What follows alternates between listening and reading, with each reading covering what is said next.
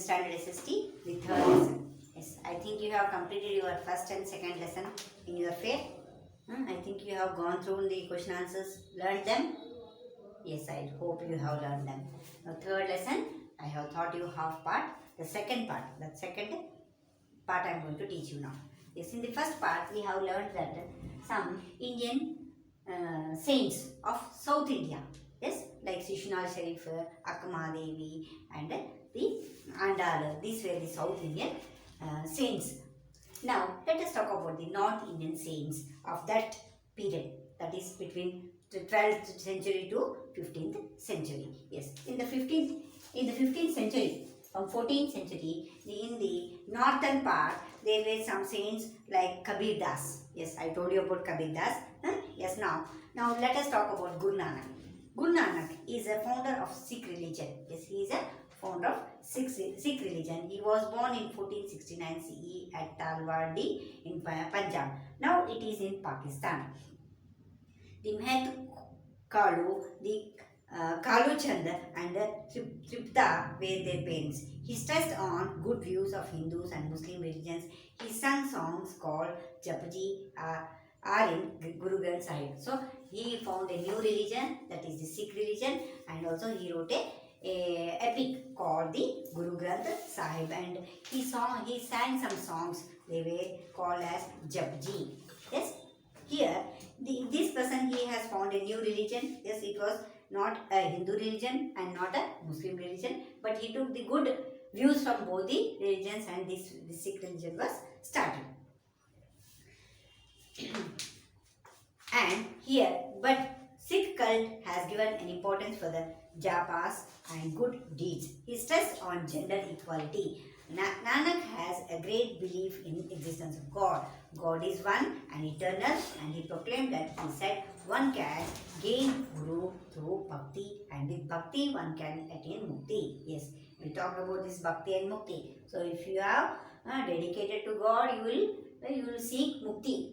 Some reformers told them like that. Even Guru Nanak also told there is only one God. Yes, there is only one God. So if you attend a mark of the path of bhakti, you can attain the moksha or mukti. Yes, he opposed social evils like idol worship, casteism, sati system, etc. During one of his travel, he visited to Karnataka. He stayed in Bidar, a place called Nanak Jala, sweet water spring. So here this Guru Nanak, he traveled from one place to one place, and he preached about the new religion. Yes, and he also prevented that social evils. He told to don't believe that superstitious beliefs, and he told idol worship, the murti naven puja martir, that is wrong, he told. And he also didn't give much preference to the caste, sati system, etc. And when he travelled from one place to another, in a period of time, he came to Karnataka, to the place called Bidar, and that place, now we can see there is a Gurudwara there, and it is called the Nanak Jala.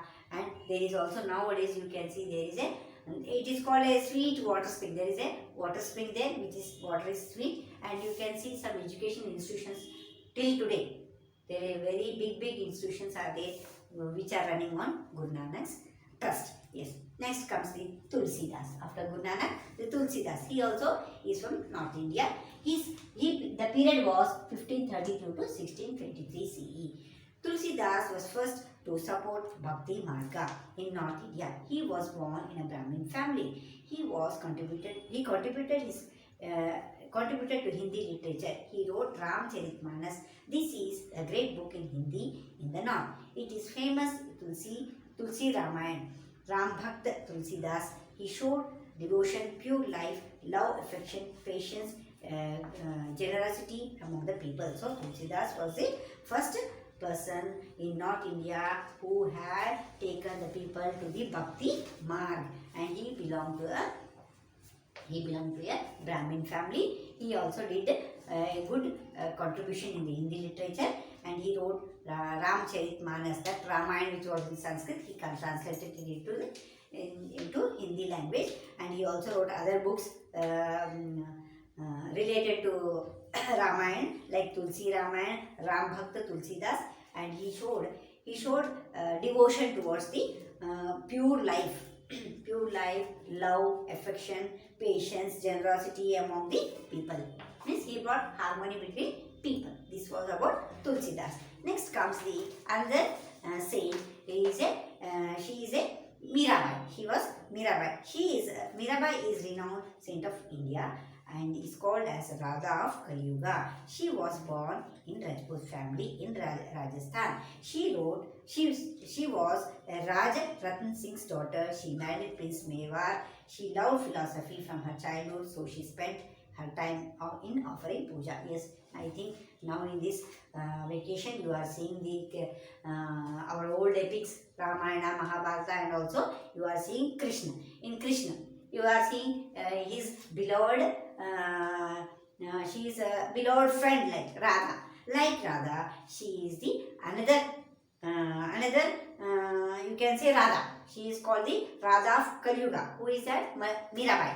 She is a follower. She with her full dedication, she has thought that Krishna is my husband or my God. Yes. Who is she? She is Mirabai. What she did? Mirabai, she is a saint from North India, and she is called the Radha of Kali Yuga. In that time, Krishna and Radha were a beloved pair. Like that, Mira also is called the Radha of Kali Yuga. She was born in a Rajput family in Rajasthan. She was a king's daughter. Yes, she was a king's daughter and she was married to a king. But she loved philosophy from her childhood, and she spent offering all the time puja to.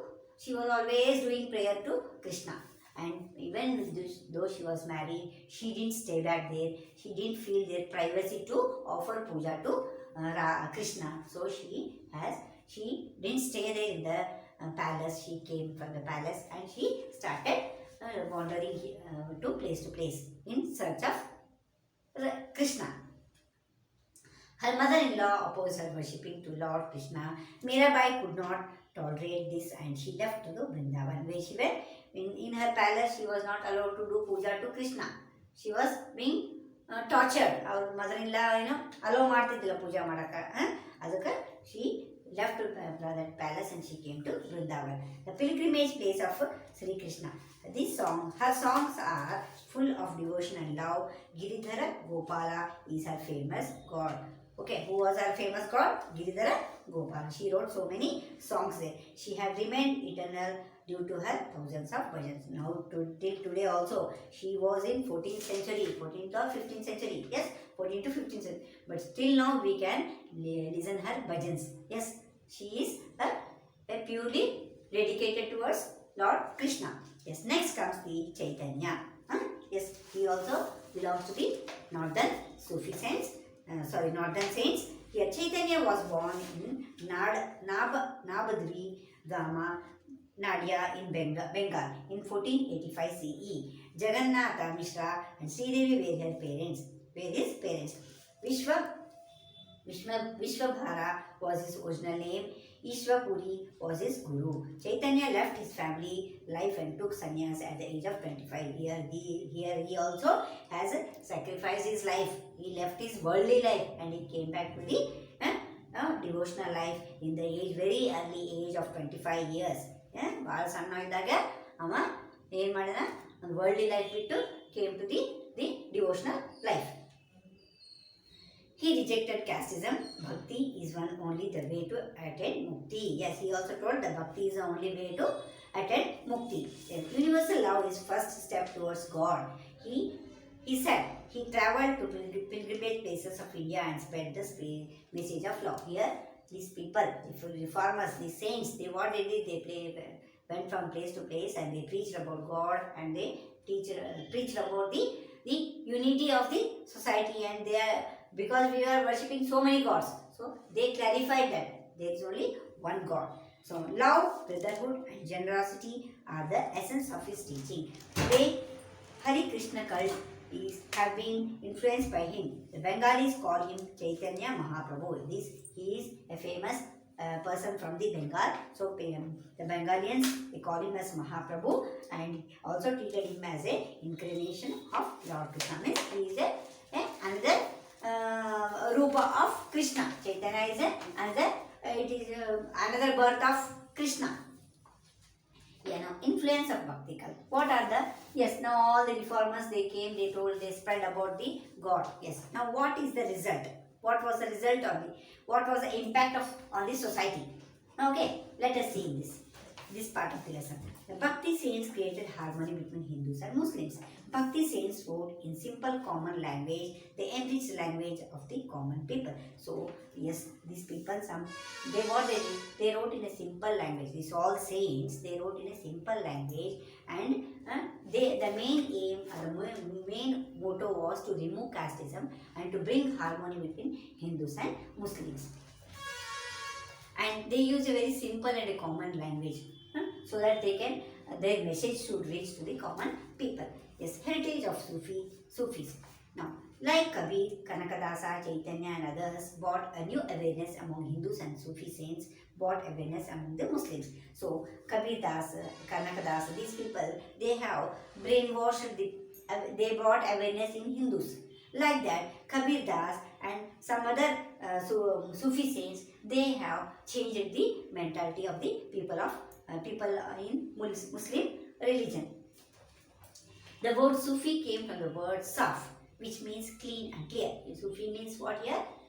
Sufi means Saf, means our heart is clean, say, clean and clear. The Sufi saints were mathematics and used a woolen dress. These people, the Sufi saints, they wear woolen clothes. Yes, essence of Sufi cults. What did the Sufi saints did? What they gave? What message they gave? Here, what they gave is God is one. They told God is one. He is powerful. We all are His children. They told God is one. We all are His children. Yes, they encourage good deeds. They told good thoughts and good deeds to the people. And all are equal. Opposed casteism. And later on, Sufis were influenced by yoga, Vedanta and Buddhist thoughts. Dharma means love. Service to mankind is important. Some of the philosophy thoughts of Sufi saints. Like how our Hindu saints have told, even the Sufi saints also told the same thing, saying that they were influenced by the yoga done by our Hindu saints, yoga, meditation, yes, Vedantas, Buddhist thoughts. These all influenced them, and they also told that service to mankind is an important philosophy. Yes.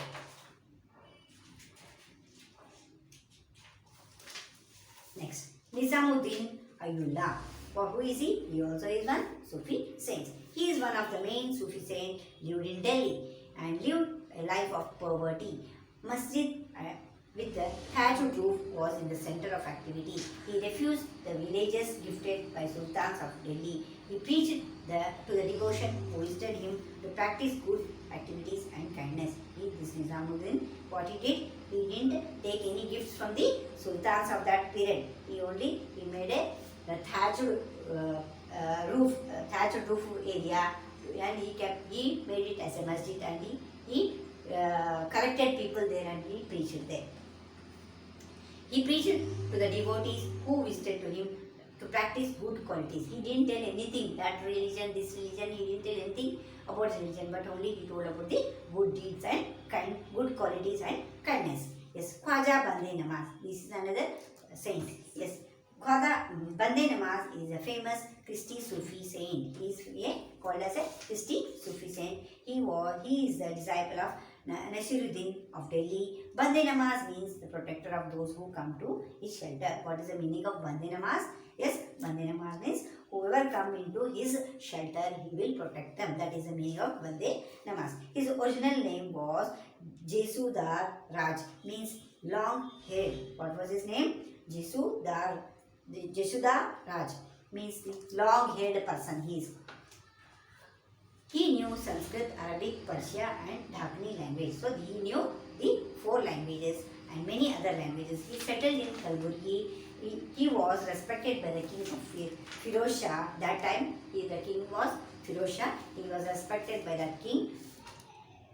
He wrote that in Dhakhani language. His literature is still preserved in Kalaburgi Library. Every year, his Urs is held in Kalaburgi. Yes, you have heard the place called Khwaja Bande Namaz. It is a very important pilgrimage center of Muslims. People visit now also. There is a library there, there is a dargah there. Yes, and every year there is a Urs held there in Kalaburgi. Next, the Christie sect. In Sufi cult, Christie sect is important. Mainuddin Christie is the founder of this sect. Okay, he came to settle in Ajmer. Devotion towards God, service, and to Guru, good life are the main features. What is the main features of this Christie? His main feature is that service to Guru and devotion to God and good life are these main features.